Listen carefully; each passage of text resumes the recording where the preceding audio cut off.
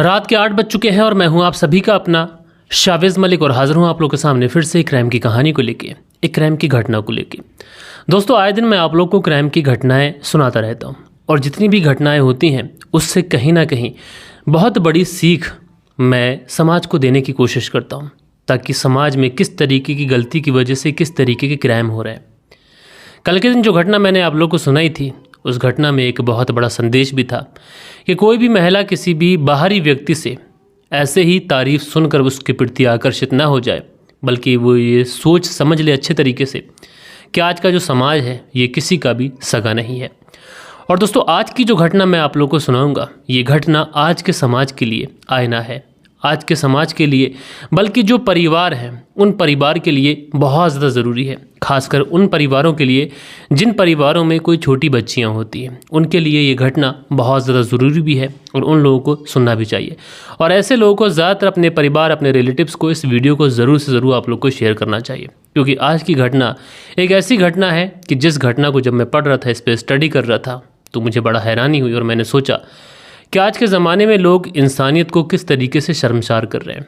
लोग इस तरीके के कार्य कर रहे हैं जिसकी वजह से इंसान के ऊपर से जो भरोसा है वो भरोसा उठता चला जा रहा है।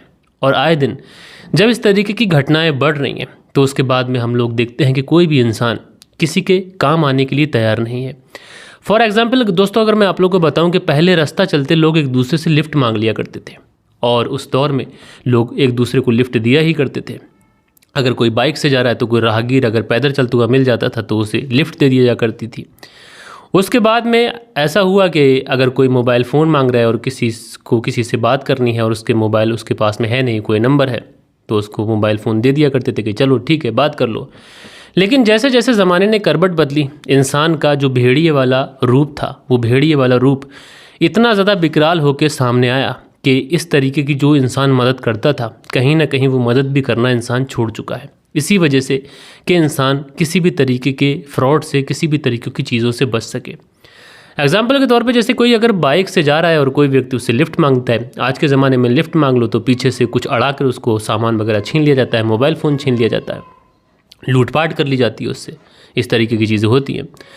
दूसरी तरफ कुछ ऐसी चीज़ें भी देखने को मिली है कि अगर किसी को मोबाइल फ़ोन कॉल करने के लिए दे दो तो वो कॉल मोबाइल फ़ोन लेता है और तुम्हारा नंबर कहीं पे डाइवर्ट कर देता है, बाकी जितने OTP सारे आते हैं वो उसके नंबर पे आते हैं। उसके बाद में तुम्हारा मोबाइल खाली हो जाता है, बैंक अकाउंट खाली हो जाता है। तो इस तरीके के फ्रॉड, इस तरीके की चीज़ें कहीं ना कहीं इंसान ने विकसित करी हैं, जिसकी वजह से इंसान की मदद करने से दूर भागता चला जा रहा है।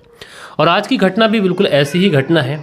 एक ऐसा परिवार है जिस परिवार के अंदर बहुत ज़्यादा मोहब्बत है, हालांकि रिश्तेदारी कोई नहीं है, लेकिन दोस्ती का रिश्ता ऐसा है कि इस परिवार के जितने भी सदस्य हैं एक दूसरे को भाई बहन की नीयत से देखा करते हैं। लेकिन एक दिन इस परिवार को एक ऐसी सूचना मिलती है जिसकी वजह से जो पूरा परिवार होता है हिल जाता है। हिलने के बाद में सीधा पुलिस थाने पहुंचता है और पुलिस थाने पहुंचने के बाद में उसी बहन के ऊपर कंप्लेंट लिखाता है जिस बहन को वो जान से ज़्यादा प्यार किया करता था। आखिर क्या हुआ था इन दोनों परिवारों के बीच में, पूरी कहानी सिलसिलेवार तरीके से आप लोग को सुनाऊंगा। बस आप लोग इस वीडियो में अंत तक बने रहिएगा।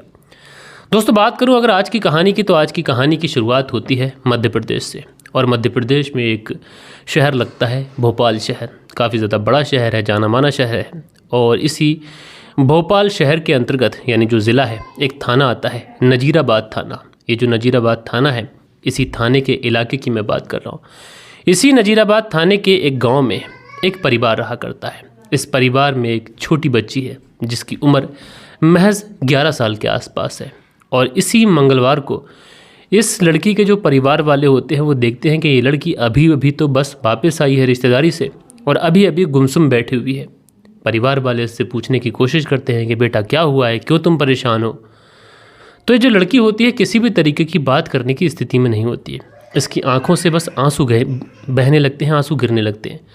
अब घर वाले जो इस लड़की की माँ होती हैं, इस लड़की का भाई वगैरह जो भी लोग होते हैं, वो इस लड़की से पूछने की कोशिश करते हैं कि बेटा क्या हुआ है, तुम्हें कोई तकलीफ़ है या फिर कहीं पर तुम्हारे पेट में दर्द है, क्या बात है, अगर कोई परेशानी है तो बताओ, तुम्हें दवा वगैरह दिलवा देंगे।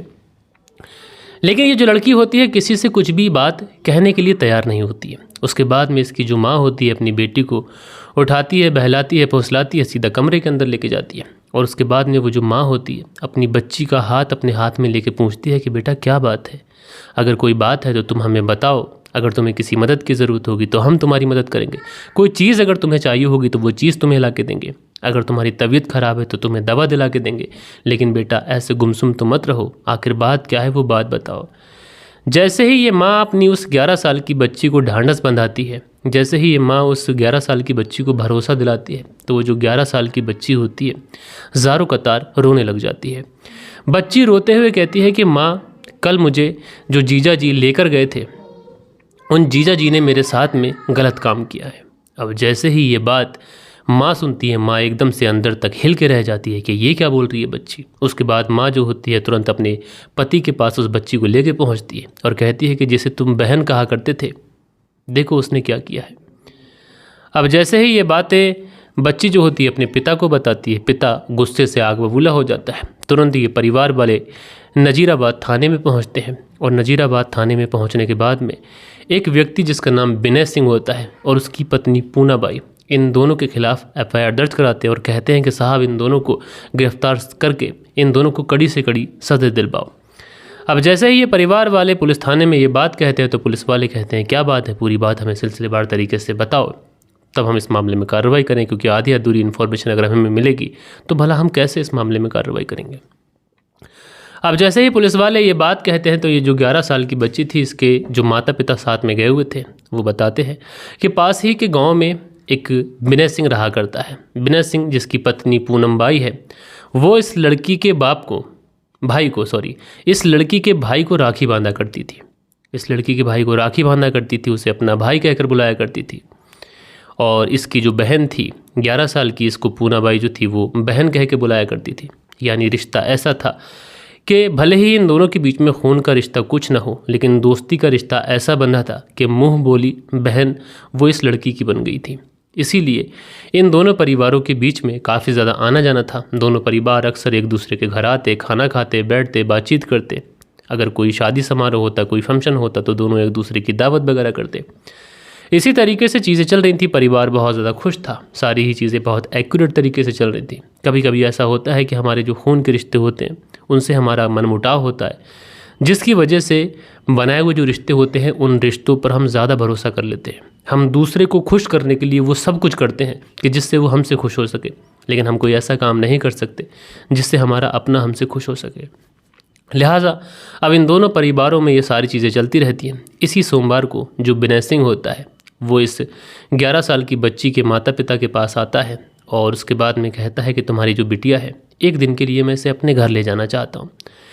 दरअसल इसकी जो बहन है जिसका नाम पूनाबाई है, मेरी पत्नी, उसकी तबीयत बहुत ज़्यादा ख़राब है और उसकी देख रेख के लिए किसी लड़की की, किसी महिला की ज़रूरत है। तो रिश्तेदारों में ऐसा कोई है नहीं जिसे मैं लेके आ जाऊँ, इसलिए मैं इस 11 साल की बच्ची को अपने साथ ले जाऊँगा और उसके बाद में एक आध दिन वहाँ पर रहेगी। जब मेरी पत्नी की थोड़ी तबीयत ठीक हो जाएगी, थोड़ी उसकी हालत ठीक हो जाएगी, उसके बाद पहुँचा दूँगा। लिहाजा उसके बाद में जो विनय सिंह होता है इस 11 साल की बच्ची को लेकर अपने घर चला जाता है। घर ले जाने के बाद में एक 2-4 घंटे की बात है कि 2-4 घंटे तक तो ये पति पत्नी उसके साथ में नॉर्मल बिहेव करते हैं और जैसे ही 2-4 घंटे गुजर जाते हैं, शाम होने को आती है, उसके बाद में जो विनय सिंह होता है और जो उसकी पत्नी पूनाबाई होती है, इस बच्ची को एक अलग कमरे के अंदर बंद कर देते हैं। ऐसा पुलिस थाने के अंदर ये बच्ची और इसके परिवार वाले पुलिस थाने में रिपोर्ट लिखाते हैं। कमरे के अंदर बंद कर दिया जाता है। बंद करने के बाद में जो विनय सिंह होता है उस कमरे के अंदर पहुंचता है, साथ में उसकी पत्नी पूनाबाई भी पहुंचती है और उसके बाद में उस बच्ची को डराया जाता है, धमकाया जाता है, उससे समझाया जाता है, उसे कन्विंस करने की कोशिश की जाती है। लेकिन जो बच्ची होती है सरासर जो बातें भी ये कह रहे थे उनका विरोध कर रही थी। दरअसल जो विनय सिंह था उस बच्ची को डरा धमका कर उसके साथ में दुष्कर्म करना चाहता था। उसके बाद में जो पूनाबाई होती है ये भी उस बच्ची को डराती भी है, धमकाती भी है, कभी कभी उसको कन्विंस करने की भी कोशिश करती है। अब चूंकि ये 11 साल की बच्ची है, उसे इन चीज़ों की इतनी समझ नहीं थी, लेकिन उसे फिर भी ये पता था कि गुड टच क्या होता है और बैड टच क्या होता है। लेकिन उसके बाद में जो विनय सिंह होता है ये दरिंदा बनता है और अपनी पत्नी की मदद से उसके साथ में दुष्कर्म करता है। दोस्तों, जब तक इसका मन नहीं भर जाता ये उस बच्ची के साथ में दुष्कर्म करता है। दुष्कर्म करने के बाद में ये दोनों पति पत्नी सुबह को नाश्ता करने के बाद में इस बच्ची को उसके घर पहुंचा देते हैं। बच्ची जब घर पहुंचती है, घर पहुंचने के बाद में अपने साथ हुई दरिंदगी को बताने के बारे में अपने माता पिता से सोचती है, लेकिन फिर सोचती है कि जो विनय सिंह है उसने उसे डराया है, धमकाया है कि अगर तुमने घर में किसी को कुछ भी बताया तो तुम्हारा बुरा हाल कर दूंगा। लिहाजा घर वालों के सामने तो बताती नहीं है, लेकिन माँ के सामने टूट जाती है और सारी बात सिलसिलेवार तरीके से बताती है। माँ जो होती है तुरंत अपने पति के पास लेके पहुँचती है और उसके बाद में ये दोनों ही लोग और इसका जो भाई होता है वो लोग पुलिस थाने पहुंचते हैं। और पुलिस थाने पहुंचने के बाद में इस विनय सिंह और इसकी पत्नी पूना बाई के खिलाफ एफआईआर दर्ज कराते हैं। पॉक्सो के तहत मुकदमा दर्ज किया जाता है। उसके बाद में इन दोनों को गिरफ्तार किया जाता है। गिरफ्तार करने के बाद में इन दोनों की पूछताछ की जाती है और पूछताछ करने के बाद में इन लोगों को जेल भेजा जाता है। बाकी पुलिस इस पूरे केस में इन्वेस्टिगेशन कर रही है। जैसा इन दोनों के ऊपर आरोप है, अगर ये आरोप सिद्ध होता है तो इन्हें कड़ी से कड़ी सज़ा मिलेगी। कई मामले ऐसे हुए हैं जिन मामलों में फांसी तक की सज़ा मिली है। बहरहाल दोस्तों, आप लोग इस कहानी को किस तरीके से देखते हैं कमेंट्स करके ज़रूर से ज़रूर बताएगा। लेकिन इस वीडियो के माध्यम से मैं उन लोगों से ये कहना चाहता हूँ कि जिनके घर में कोई बच्ची है और कोई रिश्तेदार आता है कि कुछ दिन के लिए तुम्हारी बच्ची को अपने घर ले जाना चाहता हूँ, मेरे घर पर काम करने वाला कोई नहीं है, मेरी पत्नी को तुम्हारी बच्ची की मदद की ज़रूरत है। ऐसे घरों में कभी भी अपनी बच्ची को नहीं भेजना चाहिए, चाहे वो आपका कितना ही रिश्तेदार हो। बच्ची अगर समझदार हो तो उस बच्ची को किसी भी रिश्तेदार के यहाँ नहीं भेजना चाहिए। अगर माँ साथ जाती है तब तक तो ठीक है, और अगर माँ साथ नहीं जाती है तो किसी भी रिश्तेदार के यहाँ अपनी बच्ची को भेजना ये सरासर गलत है। और ऐसे में ये जैसे गलत काम इस कहानी के अंदर हुआ है, इस तरीके के गलत काम हो जाते हैं। बहरहाल आप लोग जिसे भी कसूरवार मानते हैं कमेंट्स करके बताइएगा। और कल के दिन आप लोग के जो भी कुछ कमेंट्स हैं, वक्त होता है कि आप लोग के कमेंट्स पढ़ लिए जाएं। सो दोस्तों, आप लोगों के जो कल के दिन कमेंट्स आए थे इसमें शीलनिधि हैं और शीलनिधि जी लिखते हैं उत्तराखंड में निकाह चुनाव हो रहे हैं। जी भाई, हो रहे हैं। शावेज़ मलिक जी, समय ना होने के अभाव के बाद भी आपका प्यार है कि आपकी स्टोरी सुनता हूँ। तो शीलनिधि जी, इसी वजह से मैं आपका सदैव आभारी रहता हूँ, आपका बहुत बहुत शुक्रगुजार हूँ। सतवीर लिखते हैं कहानी सुनकर मुझे बहुत अच्छा लगा। सतवीर मुजफ्फरनगर उत्तर प्रदेश से कहानी सुनते हैं। तो सतवीर जी, आपका बहुत शुक्रगुजार हूँ। मंसूरी भाईजान है लिखते हैं अस्सलाम वालेकुम भाई। वालेकुम सलाम। आगे लिखते हैं आपकी कहानी सुनाने का अंदाज़ बहुत ही अच्छा है और उसके बाद में जो आप सलाह देते हैं वो भी बहुत अच्छा है, लाजवाब है। तो मंसूरी भाईजान जी, आपका बहुत शुक्रिया। उसके बाद में मोनू है और मोनू लिखते हैं बड़ा अच्छा लगता है कि आपकी कहानी सुनने में, लेकिन सीखने को बहुत मिलता है। तो मोनू जी, आपका बहुत शुक्रिया।